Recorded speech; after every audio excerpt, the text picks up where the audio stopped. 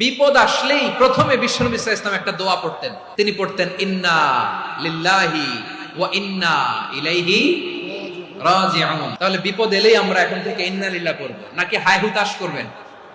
একদল আছে হায় হুতাশ করে, হায় আল্লাহ রে মোর কি হইল রে, মই কি হরমু রে, মই কমবে যামু রে, এরকম বিলাপ করতে নিষেধ করেছেন বিশ্বনবী। কি করব, কই যাব, কি হবে, হায় হায়, এরকম হাহুতাশ আছে না নাই? বিশ্বাসীরা হাহুতাশ করে না, তারা ইন্না লিল্লাহ পড়ে। তারপরে বিশ্বনবী পড়তেন আল্লাহুম্মা আজুরনি ফি মুসিবাতি ওয়াখলুফ লি খায়রাম মিনহা।